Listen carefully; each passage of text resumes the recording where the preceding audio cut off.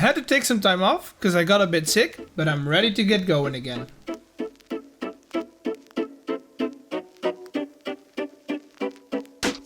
Welcome to a new video on the single player world.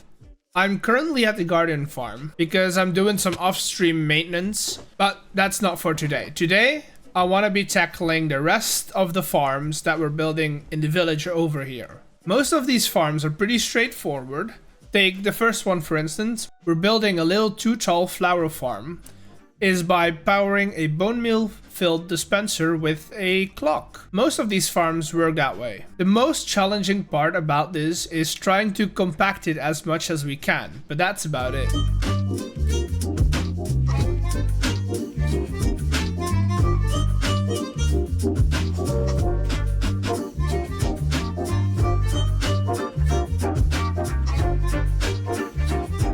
The second farm I wanted to add is a bigger farm. It's a bamboo farm because the one that I have from episode 4 is not keeping up with my need of bamboo blocks. Again, we're taking the simple bamboo farm that most people have built at least once in this game, and I'm trying to make it my own. I tried experimenting with some alternating honey and slime blocks. This way, every column gets triggered on its own, resulting in a slightly more efficient output.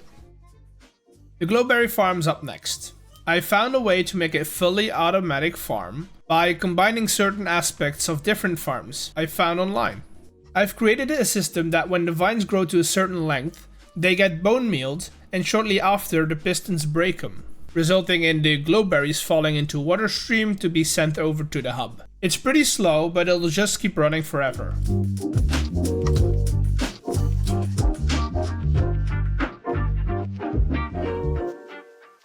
Lastly, the cactus farm is your standard design.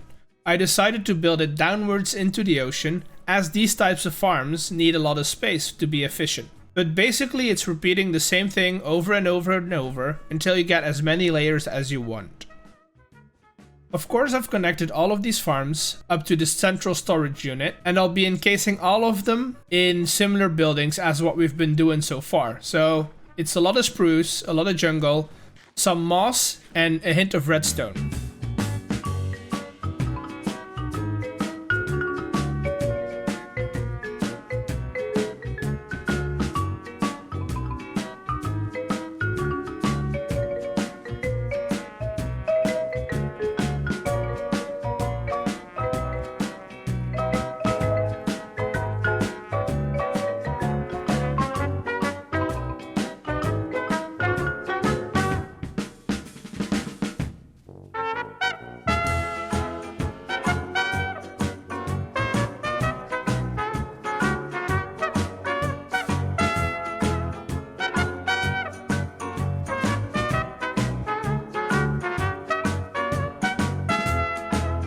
Now that we have everything flowing into the middle hub, we can get a building around this thing. Because it's quite a bit wider than the other builds, we're gonna keep it rather low and make it seem like it's a communal hall of some sorts.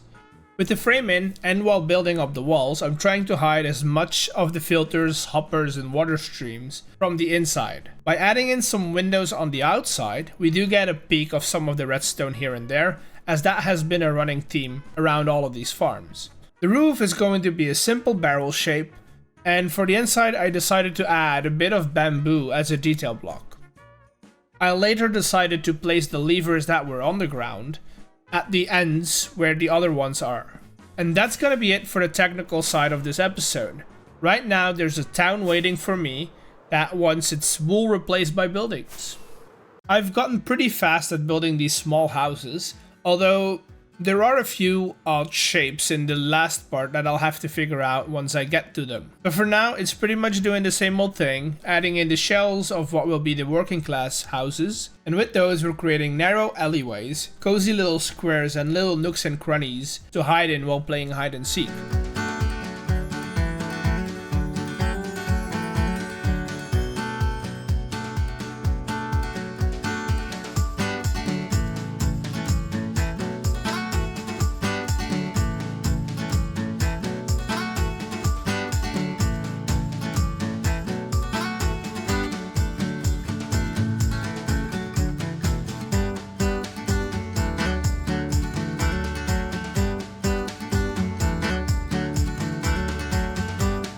The ground can be replaced by our usual blend of our homegrown dripstone, rooted dirt, and iron blocks of the raw variety.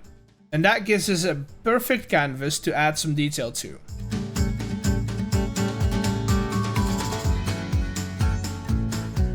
From doors and blinds in the houses to storage workstations, market stalls, and carts, all of this can help these bare alleys come to life to a certain extent. And it's pretty cool to see. The town is looking great. I really like these little spaces where you can see that people are working and are selling stuff. And I really like that it's not as tailored or as maintained as the fancy quote-unquote part of town. But I have some time left and I do want to finish some things up over at the farming district. So let's go over there. The only thing that I want to do is just add some more bridges and just make it look like most of these places are connected with road bridges.